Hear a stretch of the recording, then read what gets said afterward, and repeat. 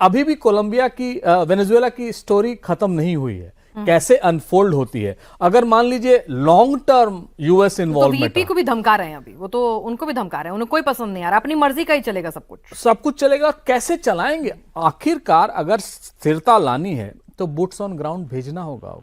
अगर boots on ground जाते हैं तो एक आध दो अमेरिकन सोल्जर्स की कैजुअलिटी होगी।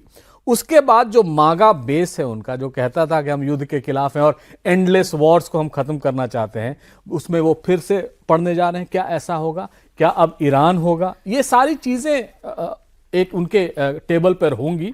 उसको कैसे डील करेंगे तो वक्त ही बताएगा, लेकिन एसिड टेस्ट उनका इस समय वेनेजुएला है। चलिए, तो वेनेजुएला से शुरुआत ट्रंप ने कर दी है। अगला टारगेट यहां पर हम मैप में आपको दिखाएं कि ग्रीनलैंड कहा जा रहा है कि ग्रीनलैंड अगला टारगेट होगा।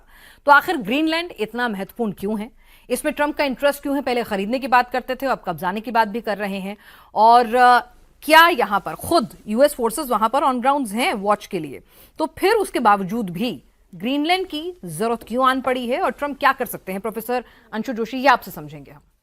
देखिए, आपने जो प्रश्न पूछा है उसको मैं पहले इतिहास की ओर ले जाना चाहती हूँ, ताकि हम इस बात को समझें कि अमेरिका ने जो अपने आसपास के इलाके हैं उन पर किस लिए और कब कैसे नियंत्रण स्थापित किया।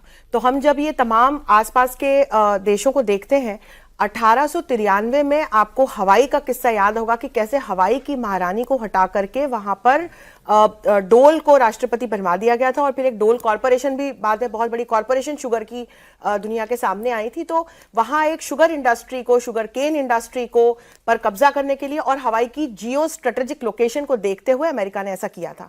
फिर हमने देखा कि हवाई के बाद निकारागुआ की बारी आई। 1909 में निकारागुआ में इसी प्रकार की स्थितियां अमेरिका ने की।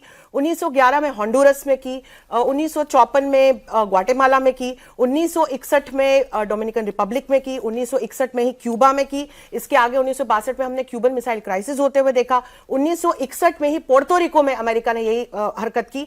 इसके बाद 1964 में ब्राजील में की और कास्टेलो ब्रांको को सत्ताधीश बनाया वहां पर। इसके बाद 1973 में चिले में की, 1989 में पनामा में अमेरिका घुसा, और इसके बाद 2002 में यूगो चावेज को वेनेजुएला से हटाने का एक विफल प्रयास एक बार हो चुका है।